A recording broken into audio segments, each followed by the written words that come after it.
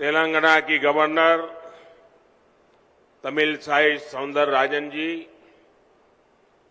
केंद्रीय मंत्रिमंडल के मेरे सहयोगी नितिन गडकरी जी,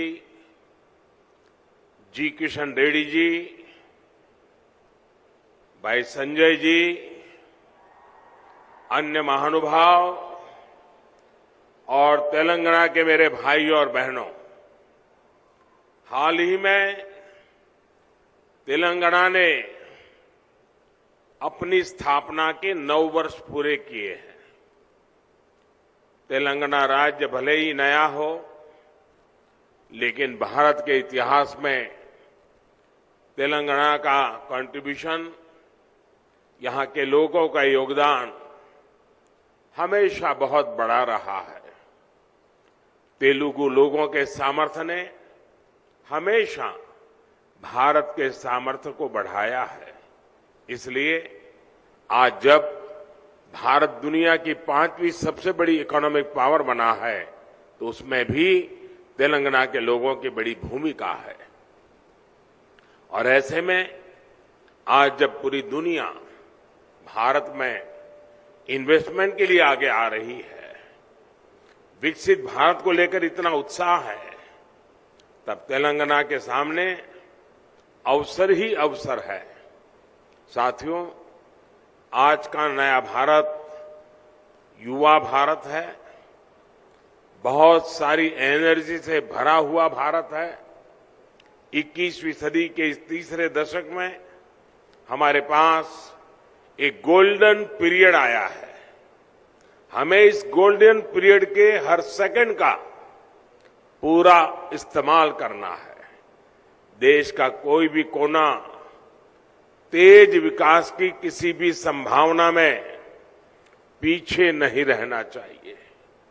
इन्हीं संभावनाओं को बल देने के लिए बीते 9 वर्षों में भारत सरकार ने तेलंगाना के विकास पर, यहां की कनेक्टिविटी पर विशेष ध्यान दिया है। इसी कड़ी में आज तेलंगाना की कनेक्टिविटी और मैन्युफैक्चरिंग से जुड़े 6,000 करोड़ रुपए के प्रोजेक्ट्स का शिलान्यास किया गया है। इन सभी प्रोजेक्ट्स के लिए मैं तेलंगाना की जनता को बहुत बहुत बधाई देता हूं। साथियों, नए लक्ष्य हो तो नए रास्ते भी बनाने पड़ते हैं। भारत का तेज विकास पुराने इंफ्रास्ट्रक्चर के बल पर संभव नहीं था। आने जाने में अगर ज्यादा टाइम वेस्ट होगा, लॉजिस्टिक्स अगर महंगा होगा, तो बिजनेस को भी नुकसान होता है और लोगों को भी परेशानी होती है। इसलिए ही हमारी सरकार पहले से कहीं अधिक स्पीड और स्केल पर काम कर रही है। आज हर प्रकार के इंफ्रास्ट्रक्चर के लिए पहले से कई गुना तेजी से काम हो रहा है। आज पूरे देश में highway, expressway, economic corridor, industrial corridor एक जाल बिछा रहा है। 2 लेन के हाईवे 4 लेन में और 4 लेन के हाईवे 6 लेन में बदले जा रहे हैं। 9 साल पहले जहां तेलंगाना का नेशनल हाईवे नेटवर्क 2,500 किलोमीटर का था, आज ये बढ़कर 5,000 किलोमीटर हो चुका है। आज तेलंगाना में 2500 किलोमीटर की नेशनल हाईवे परियोजनाएं निर्माण के अलग अलग फेजेज में है। भारतमाला परियोजना के तहत जो दर्जनों कॉरिडोर देश में बन रहे हैं, उनमें से अनेक तेलंगाना से होकर के गुजरते हैं। Hyderabad Indore economic corridor, Surat Chennai economic corridor, Hyderabad Panaji economic corridor, Hyderabad Visakhapatnam inter corridor, ऐसे कितने ही उदाहरण हमारे सामने हैं। एक प्रकार से तेलंगाना आस पड़ोस के इकोनॉमिक सेंटर्स को जोड़ रहा है, आर्थिक गतिविधियों का हब बन रहा है। साथियों, आज नागपुर विजयवाड़ा कॉरिडोर के मंचेरियल से वारंगल सेक्शन का भी शिलान्यास हुआ है। ये तेलंगाना को महाराष्ट्र और आंध्र प्रदेश से आधुनिक कनेक्टिविटी देता है। इससे मंचेरियल और वारंगल के बीच की दूरी बहुत कम हो जाएगी और ट्रैफिक जाम की समस्या भी कमी आएगी। ये विशेष रूप से उन एरिया से गुजरता है जहां विकास का अभाव था, जहां हमारे ट्राइबल कम्युनिटी के बहन भाई बड़ी संख्या में रहते हैं। ये कॉरिडोर मल्टी मॉडल कनेक्टिविटी के विजन को भी मजबूती देगा।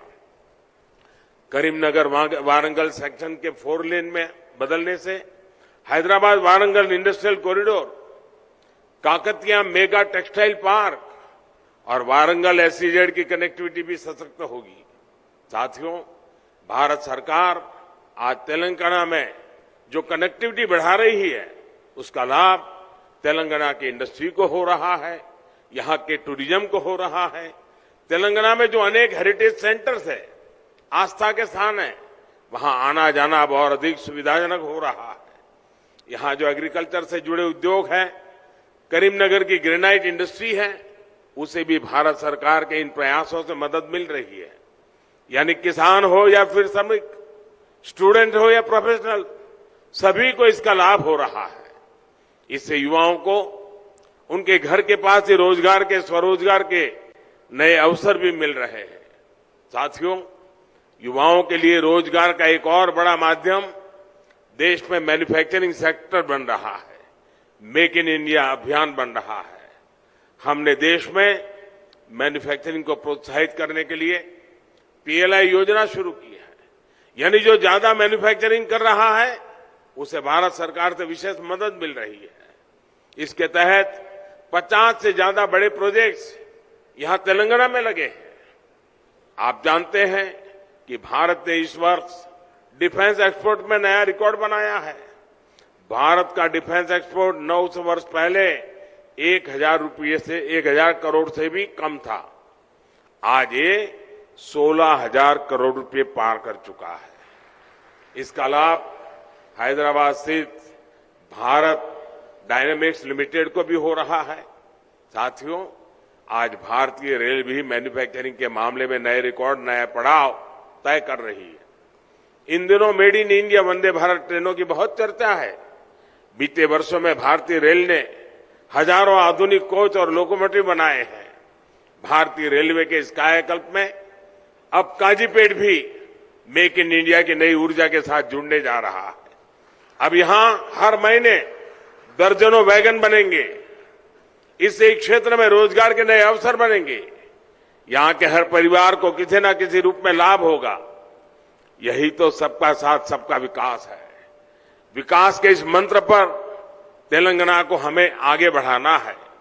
एक बार फिर आप सभी को इस अनेक प्रगतिशील कार्यक्रमों के लिए, आयोजनों के लिए, विकास की नई धारा के लिए मैं बहुत बहुत बधाई देता हूं, बहुत बहुत शुभकामनाएं देता हूं। धन्यवाद।